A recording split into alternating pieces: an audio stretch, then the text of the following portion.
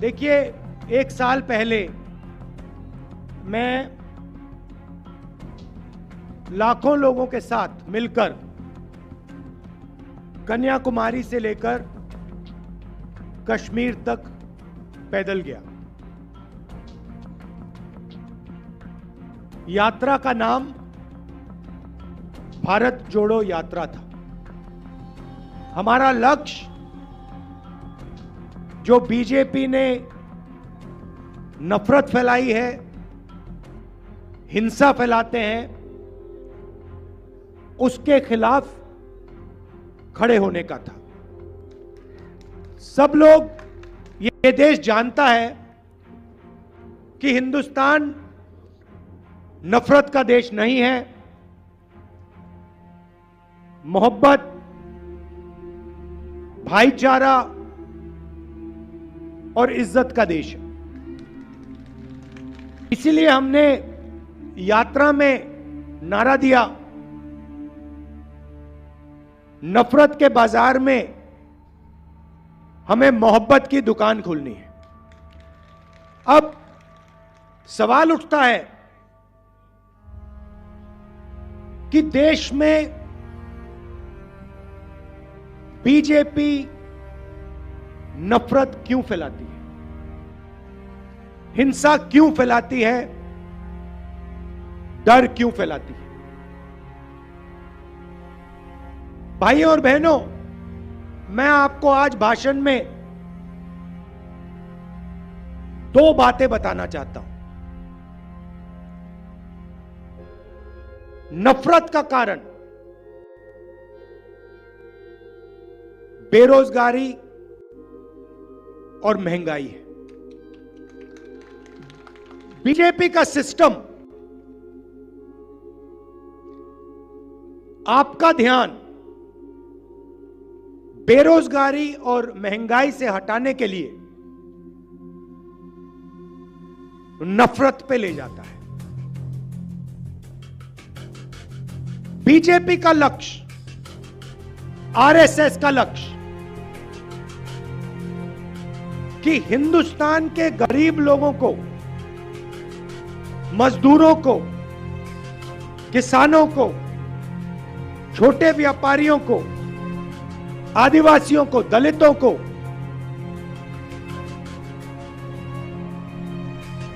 धन ना मिल जाए। वो चाहते हैं कि धन, हिंदुस्तान सोने की चिड़िया है, वो चाहते हैं कि इस सोने की चिड़िया का पूरा धन चुने हुए लोगों के हाथ में रहे, अरबपतियों के हाथ में रहे, और आदिवासी, दलित, पिछड़े लोग इस धन के बारे में सवाल ना उठाए। यहां आदिवासी बैठे हैं, हम आपको आदिवासी कहते हैं, वो आपको वनवासी कहते हैं। आदिवासी और वनवासी शब्द में क्या फर्क है? आदिवासी का मतलब वो लोग जो हिंदुस्तान के, इस धरती के, भारत माता के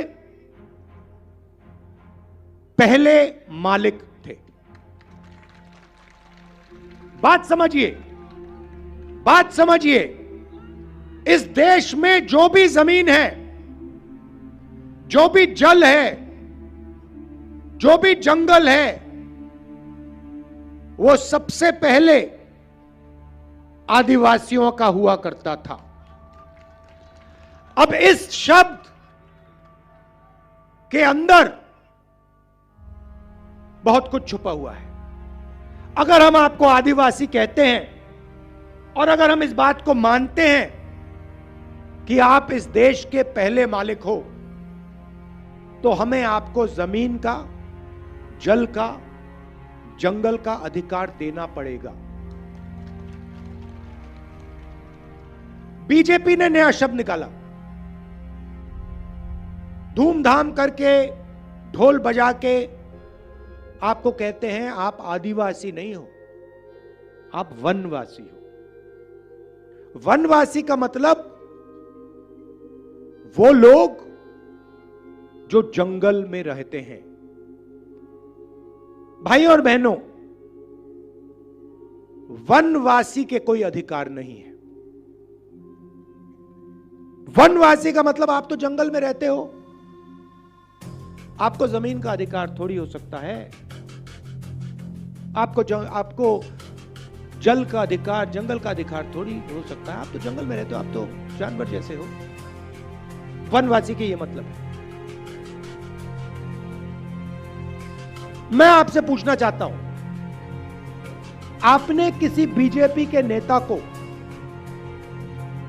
किसी जानवर पर, किसी कुत्ते पर पेशाब करते हुए देखा है? कभी नहीं देखा। मगर आपने बीजेपी के एमएलए को मध्य प्रदेश में एक आदिवासी युवा के ऊपर पेशाब करते हुए देखा है। यह इनकी सोच है। आपको कहते हैं हिंदी सीखो, अंग्रेजी मत सीख लेना। मगर अगर आप बीजेपी के किसी भी नेता से पूछो, भैया आप कहते हो कि हमें अंग्रेजी नहीं सीखना, आपके बच्चे कौन से स्कूल में पढ़ते हैं? English medium. सारे के सारे बीजेपी के बच्चे, अमित शाह के बेटे, राजनाथ सिंह के बेटे, सारे के सारे इंग्लिश मीडियम में पढ़ते हैं। क्यों? क्योंकि उनको मालूम है सबसे अच्छी नौकरियां call centre, IT, software, engineering, सबसे अच्छी नौकरियों के लिए आपको अंग्रेजी बोलनी पड़ेगी। और वो चाहते हैं कि आदिवासी जंगल में रहें, बीजेपी के एमएलए उन पर पेशाब करें, वीडियो वायरल करें, और आदिवासी युवा ना पढ़ें, ना लिखें, ना अंग्रेजी बोलें। मैं चाहता हूं कि आदिवासी युवा अगर पायलट बनना चाहता है, अमेरिका में हवाई जहाज में जाना चाहता है, उसका हक बनता है। लॉयर बनना चाहता है, इंजीनियर बनना चाहता है, डॉक्टर बनना चाहता है, आप असली मालिक हो इस जमीन के, हक बनता है। कांग्रेस पार्टी पैसा कानून लाई, जमीन अधिग्रहण बिल लाई, ट्राइबल बिल लाई, मनरेगा लाई, आपके अधिकारों की रक्षा करने के लिए, आपको अपना अधिकार देने के लिए। बीजेपी ने पैसा कानून रद्द कर दिया, जमीन अधिग्रहण बिल रद्द कर दिया, और आप पर पेशाब करके कहते हैं भैया आप लोग वनवासी हो। पहले हर भाषण में नरेंद्र मोदी आदिवासियों को वनवासी कहता है। उसके भाषण देख लीजिए, आप वनवासी हो। जैसे ही मैंने यह बात बोली कि वनवासी में और आदिवासी में फर्क है, और नरेंद्र मोदी खबरदार आपने वनवासी शब्द का प्रयोग किया, उसके बाद नरेंद्र मोदी ने वनवासी बंद कर दिया। मैं आपको बता रहा हूं, जब तक कांग्रेस पार्टी है तब तक आदिवासियों की अधिकारों की हम रक्षा करेंगे। आपके साथ खड़े होके आपके बच्चों को शिक्षा दिलवाएंगे, फ्री में स्वास्थ्य दिलवाएंगे, मुफ्त में स्वास्थ्य दिलवाएंगे, और आपका जो जमीन पर, जंगल पर, जल पर हक बनता है वो आपको दिलवाएंगे। तो ये हुई बात आदिवासियों की। अब चलिए पिछड़ों की बात करते हैं। देश में कम से कम 50% पिछड़े लोग हैं। ऑफिशियल रिकॉर्ड नहीं है, मगर लोग जानते हैं कि कम से कम 50% आबादी पिछड़ों की है। जिस दिन मैंने कहा, पार्लियामेंट हाउस में मैंने भाषण दिया और मैंने कहा कि देखिए, अगर हम पिछड़ों को, आदिवासियों को, दलितों को, गरीब जनरल कास्ट के लोगों को भागीदारी देना चाहते हैं, देश में अधिकार देना चाहते हैं, तो हमें दो चीजें पहले पता लगानी पड़ेंगी। सबसे पहले, किसकी कितनी आबादी है, आदिवासी कितने, दलित कितने, ओबीसी कितने, जनरल कास्ट के लोग कितने। सबसे पहले जाति जनगणना की जरूरत है। अगर हम अधिकार की बात कर रहे हैं, भागीदारी की बात कर रहे हैं, तो कितने लोग कौन सी जात के, कौन से समाज के हैं, वो तो पता लगाना ही पड़ेगा। इसको हम जाति जनगणना कहते हैं। और दूसरा सवाल, हिंदुस्तान का जो धन है, सोने की चिड़िया का धन है, उसका कितना भाग आदिवासियों के पास है, कितना जनरल कास्ट के पास, कितना ओबीसी के पास, कितना दलितों के पास, ये पता लगाना पड़ेगा। इसके बिना देश आगे जा ही नहीं सकता। इसके बिना भागीदारी की बात करना बिल्कुल खोखला है। अगर हमें यह नहीं मालूम कि कितना धन किसके पास है और किसकी कितनी आबादी है, तो भागीदारी की बात कैसे करेंगे? तो मैंने पार्लियामेंट में साफ कहा कि भैया, पहला कदम देश का एक्सरे करना है। जैसे किसी को चोट लगती है, डॉक्टर के पास जाते हैं, कहते हैं भैया एक्सरे कराओ, टांग टूटी नहीं टूटी, हाथ टूटा नहीं टूटा। अब लोगों को दर्द हो रहा है, देश में आदिवासियों को, दलितों को, पिछड़ों को दर्द हो रहा है। लोगों को समझ नहीं आ रही बात, दर्द क्यों हो रहा है। इसलिए जाति जनगणना देश का एक्सरे है, यह पहला कदम। अब मैंने यह पार्लियामेंट में बोला, नरेंद्र मोदी जी जाति जनगणना करिए। यूपीए के समय हमने आंकड़े निकाले थे, देश को दिखा दीजिए। उस दिन के बाद नरेंद्र मोदी जी के भाषण बिल्कुल बदल गए। पहले यहां राजस्थान में आते थे, मध्य प्रदेश में जाते थे, छत्तीसगढ़ में जाते थे, कहते थे मैं ओबीसी हूं, मैं ओबीसी हूं। हर भाषण में 10-15 बार मैं ओबीसी हूं, मैं ओबीसी हूं। जिस दिन मैंने जाति जनगणना की बात की, जिस दिन मैंने कहा कि ओबीसी की आबादी कितनी है, उस दिन के बाद नरेंद्र मोदी कहते हैं, भाइयों और बहनों, हिंदुस्तान में एक ही जात है, गरीब। हिंदुस्तान में ना ओबीसी, ना आदिवासी, ना दलित, सिर्फ एक जात, गरीब। एक बात उन्होंने नहीं कही कि अगर एक जात गरीब है तो दूसरी जात अरबपतियों की भी है, अदानी अंबानी की है, उनकी स्पेशल जात है। ओबीसी शब्द भूल गए। चुनाव लड़ना है तो मैं ओबीसी, भागीदारी देनी है तो एक ही जात, गरीब। अब मैं आपको आंकड़े देता हूं और इनको आप अच्छी तरह सुनिए, क्योंकि इससे आपको पूरा का पूरा हिंदुस्तान और आपसे कैसे और कितनी चोरी हो रही है वो समझ आ जाएगी। अब अच्छी तरह सुनिए। देश को एमएलए और एमपी नहीं चलाते। आप किसी भी बच्चे से पूछ लो, बेटा क्या करना चाहते हो, वो आपको कहेगा मैं आईएएस में जाना चाहता हूं, मैं आईएएस का अफसर बनना चाहता हूं। सही है गलत? सही। देश को आईएएस अफसर चलाते हैं और हिंदुस्तान की सरकार को 90 आईएएस अफसर चलाते हैं। पूरा का पूरा बजट जो होता है, पैसा होता है हिंदुस्तान का, सोने की चिड़िया का पूरा पैसा जो आता है, इसको ये 90 लोग बांटते हैं।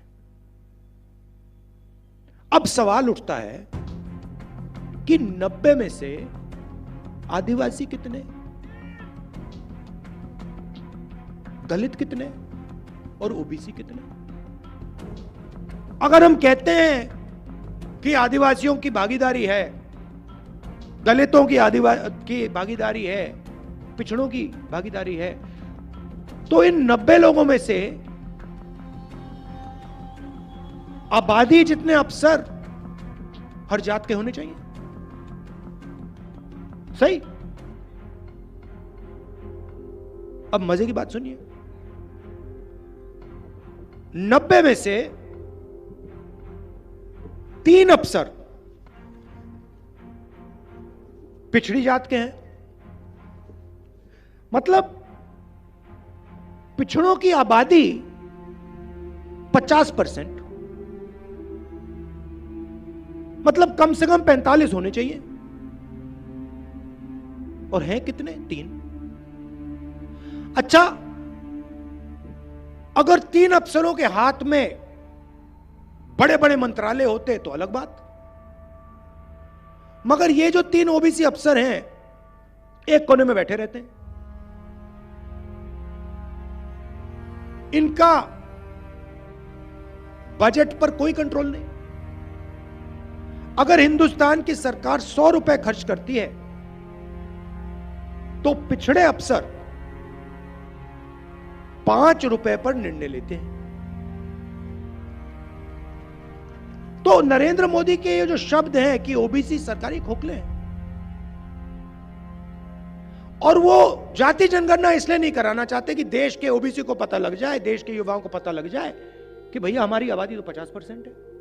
आबादी 50% और अफसर 3, 90 अफसर पूरा का पूरा बजट बांटते हैं। राजस्थान को कितना पैसा मिलता है, स्वास्थ्य में कितना जाता है, शिक्षा में कितना जाता है, आर्मी में कितना जाता है, ये 90 लोग तय करते हैं दिल्ली में। इसमें से 3 ओबीसी। कैसे हुई ओबीसी की सरकार? अब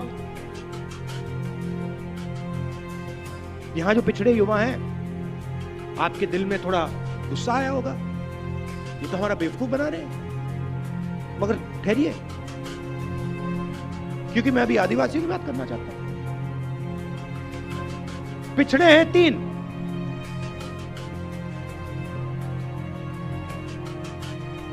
आदिवासी भी 3, मगर फर्क क्या है? जहां 100 रुपए में से पिछड़े 5 रुपए का निर्णय लेते हैं, 100 रुपए में से हमारे आदिवासी भाई बहन 10 पैसे का निर्णय लेते हैं। 10 पैसे का मतलब अगर हिंदुस्तान की सरकार 100 रुपए खर्च करती है तो आदिवासी अफसर 10 पैसे पर निर्णय लेते हैं।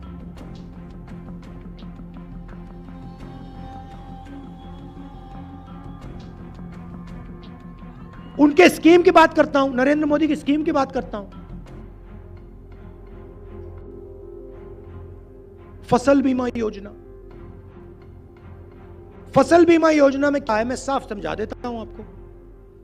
पैसा आता है जीएसटी से। आदिवासी भाई, दलित भाई, पिछड़े लोग, गरीब, जनरल कास्ट के लोग 1 लीटर पेट्रोल खरीदते हैं, उतनी ही जीएसटी देते हैं जितनी अदानी देता है। अदानी अरबपति, मगर अगर अदानी 1 लीटर पेट्रोल खरीदे और हिंदुस्तान का सबसे गरीब व्यक्ति 1 लीटर पेट्रोल खरीदे तो जीएसटी एक जैसी जाती है। आप शर्ट पहने हो, सफेद शर्ट पहने हो, अगर अदानी जी ये शर्ट खरीदे और अगर आप ये शर्ट खरीदो, जीएसटी एक जैसी जाएगी। वो अरबपति है।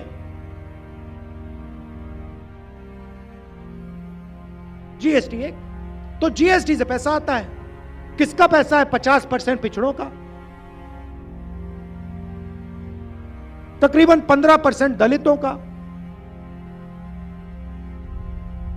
तकरीबन 12% आदिवासियों का। तो फसल बीमा योजना आपको समझा देता हूं।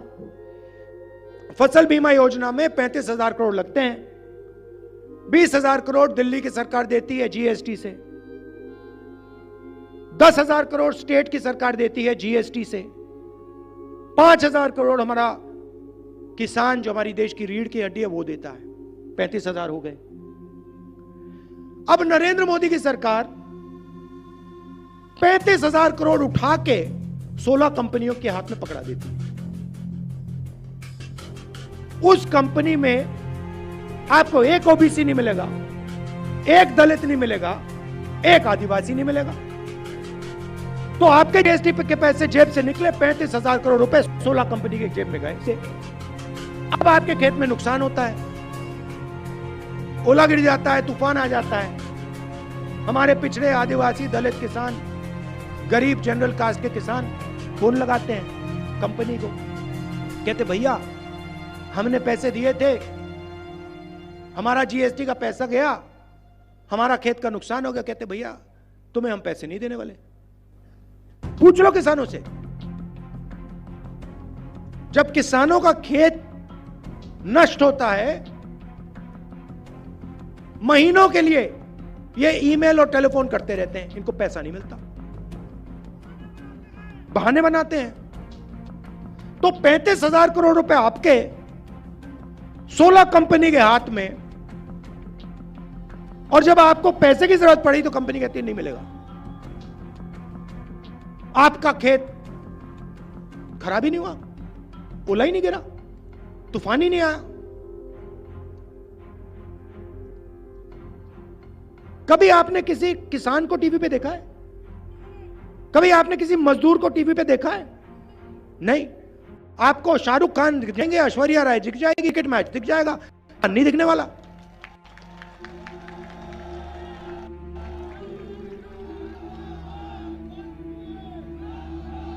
उधर मजदूर फंसे हुए हैं उत्तराखंड में, मजदूर फंसे हुए हैं उत्तराखंड में, जमीन के नीचे धंसे हुए हैं। 24 घंटा मीडिया क्रिकेट की बात कर रही है, अच्छी बात है। 2 मिनट उनको भी दे दो, 2 मिनट हमारे मजदूरों को भी दे दो। तो मेरा कहना है, मीडिया में नरेंद्र मोदी का 24 घंटे चेहरा आता है। क्यों आता है? टीआरपी बढ़ती है। क्यों बढ़ती है? क्योंकि नरेंद्र मोदी जी इनका काम करते हैं, अदानी का काम करते हैं। अदानी, अंबानी और नरेंद्र मोदी जी बहुत अच्छा सौदा है। नरेंद्र मोदी जी जीएसटी का पैसा उधर भेजते हैं और वो नरेंद्र मोदी का चेहरा इधर दिखाते हैं। तो ये फर्क है भाइयों और बहनों। अब मैंने साफ कहा है, राजस्थान में हमारी सरकार आएगी, जाति जनगणना तो हम यहां पे शुरू कर देंगे। और दिल्ली में आएगी तो पूरा देश का हम जाति जनगणना कर देंगे।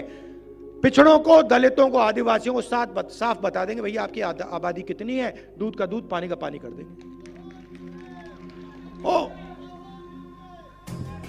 नरेंद्र मोदी के मुंह से जाति जनगणना का शब्द नहीं निकल सकता। इतना पैसा जा रहा है भाइयों और बहनों आपके जेब से। दुख की बात है कि आपको भी नहीं पता लग रहा, आपको भी समझ नहीं आ रहा कि आपके जेब में से कितना पैसा अदानी की जेब में जा रहा है। आपको दर्द हो रहा है, आपको दुख हो रहा है, आपके बच्चे बेरोजगार हैं, मगर आप कारण नहीं देख पा रहे। आप ये नहीं देख पा रहे हो कि आपकी जेब में से पैसा, जब आप पेट्रोल खरीदते हो, जब आप शर्ट खरीदते हो, जब आप पैंट खरीदते हो, जब आप ढाबे में खाना खाते हो, आपकी जेब में से पैसा जा रहा है, सीधा ट्रांसफर हो रहा है अदानी की जेब में। तो 2 तरीकों की सरकार होती है भाई और बहनों, एक अरबपतियों की और एक किसानों की, मजदूरों की, दलितों की, गरीबों की, इन लोगों की, छोटे दुकानदारों की। नरेंद्र मोदी जी ने आपसे कहा 15 लाख रुपए बैंक अकाउंट में लग जाएगा, लग गया। कोविड आया, सॉरी कोरोना, नरेंद्र मोदी जी ने आपको नचा दिया, सबको नचा दिया।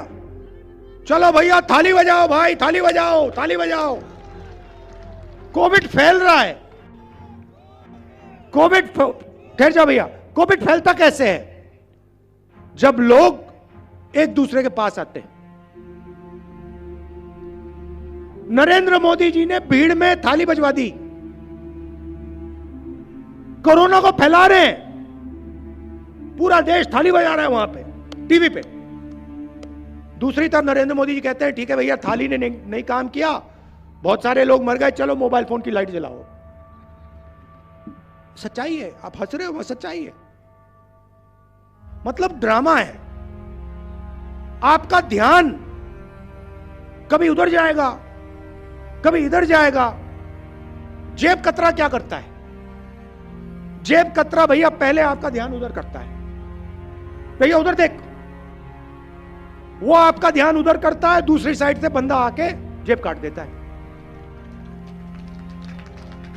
तो नरेंद्र मोदी जी का काम आपका ध्यान इधर उधर करने का है, पीछे से अदानी जेब काट देता है। टीम है। आप लोग क्या करते हो भैया? आपको कहते हैं भैया हिंदू मुस्लिम, हिंदू मुस्लिम, आप कहते हिंदू मुस्लिम, पीछे से अदानी ने जेब काट ली। आपको कहते हैं देखो ऐश्वर्या राय नाच रही है, पीछे से जेब काट दी।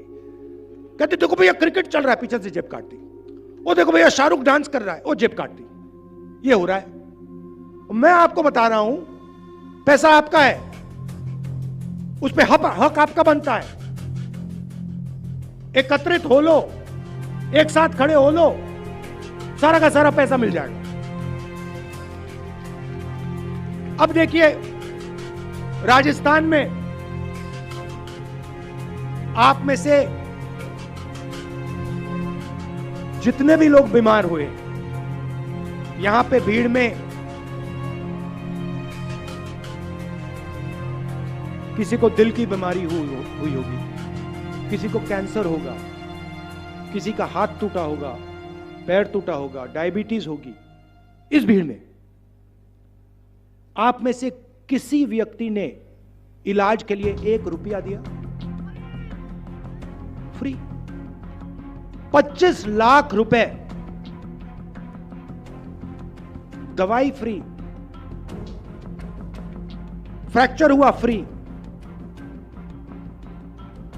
दिल में बीमारी हुई स्टेंट लगानी है फ्री, कैंसर हुआ इलाज फ्री।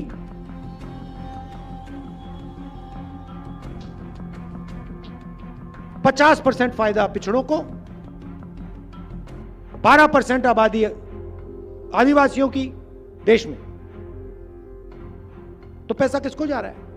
पिछड़ों को जा रहा है, आदिवासियों को जा रहा है, दलितों को जा रहा है, गरीब जनरल कास्ट के लोगों को जा रहा है। सीधी सी बात है। आप मुझे बताओ, हमारी जो स्वास्थ्य का स्कीम है राजस्थान में, इसमें अदानी को कहां पैसा मिल रहा है? 1 रुपया नहीं मिल रहा। हमने भोजन का अधिकार दिया, मनरेगा दिया, जमीन अधिकरण बिल लाए, इसमें से मुझे बता दो अदानी जी को कितने पैसे मिले? जमीन अधिकरण बिल से नुकसान हुआ, मनरेगा में एक, अच्छा अगर वो मजदूरी करेगा तो मिलेगा, मजदूरी करने वाला नहीं है, वो करेगा बेहोश हो जाएगा, 15 मिनट में बेहोश हो जाएगा, लेट जाएगा, उसको पानी पिलाना पड़ेगा। तो हमारे सारे के सारे स्कीम किसानों को, दलितों को, आदिवासियों को, पिछड़ों को, गरीब जनरल कास्ट के लोगों को मदद करने की स्कीम है। उनके सारे के सारे स्कीम अदानी जी वाले स्कीम है। मोदी जी कहते हैं मोदी की गारंटी। मोदी की गारंटी मतलब अदानी की गारंटी। मोदी की गारंटी है कि भैया मैं आपका ध्यान भटका दूंगा, और पीछे से अदानी जी जेब काट देंगे। यह नरेंद्र मोदी की गारंटी है, और पूरा देश जानता है। हमारी साथ गारंटी है कांग्रेस पार्टी की राजस्थान में। सबसे पहले राजस्थान के हर घर में एक महिला को 10,000 रुपए साल के बैंक अकाउंट में सीधे, 1 रुपया अदानी को नहीं, इसमें से 1 रुपया अदानी को नहीं जाएगा। गैस सिलेंडर नरेंद्र मोदी शिकायत करते थे 400 रुपए का हो गया, आज कितने का है? 1200 रुपए का कर दिया उन्होंने। चुनाव के बाद 500 रुपए का हम कर देंगे, 1 रुपया अदानी को नहीं। मैंने गहलोत जी से कहा है ये जो आपका इलाज है 25 लाख है, इसको आप थोड़ा और बढ़ाइए, चुनाव के बाद वो हो जाएगा, 1 रुपया अदानी को नहीं। शिक्षा में हमने अंग्रेजी स्कूलों का जाल फैला दिया। वो कहते हैं हिंदी सिखाओ, अंग्रेजी मत सिखाओ। हम कहते हैं हिंदी भी सीखो, अंग्रेजी भी सीखो। हिंदी राजस्थान में बात करो, हिंदी से हिंदी का प्रयोग राजस्थान में करो, यूपी में करो। मगर कोई विदेश का टूरिस्ट आता है राजस्थान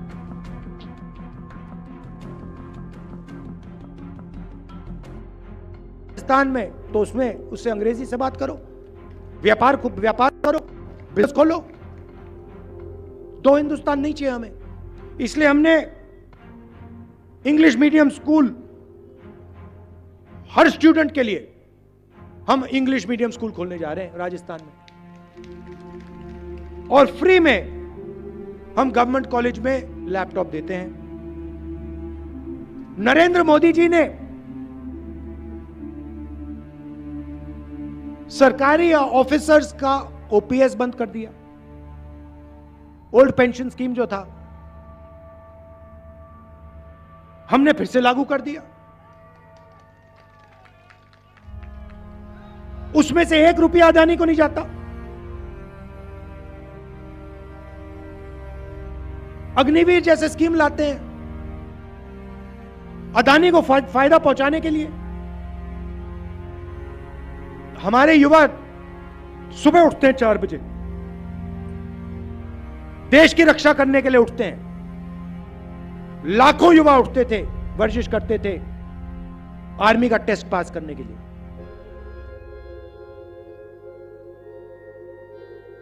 सारा बंद कर दिया। क्यों बंद किया? अदानी को जितने हथियार बेचने हो वो सही है, पूरा का पूरा डिफेंस सेक्टर अदानी के हाथ में, वो सही है। मगर अगर हमारे पिछड़े युवा, दलित युवा, आदिवासी युवा देश की रक्षा करना चाहते हैं तो वो अलाउ नहीं है, वो नहीं हो सकता। हम तो अग्निवीर स्कीम चलाएंगे। हर भाषण में नरेंद्र मोदी कहते हैं अग्निवीर का फायदा है। क्या फायदा है? नुकसान है, गरीब युवाओं का नुकसान है, अदानी का फायदा है। तो हर स्कीम में वो अरबपतियों की मदद करते हैं, हर स्कीम में हम गरीबों की, किसानों की, मजदूरों की मदद करते हैं। ये फर्क है। अब याद रखिए, हमने जो भी किया है, बीजेपी की सरकार आई वो सारा का सारा उठा के ले जाएंगे। 25 लाख रुपए जो आपका स्वास्थ्य में हम देते हैं वो सारा अदानी को जाएगा।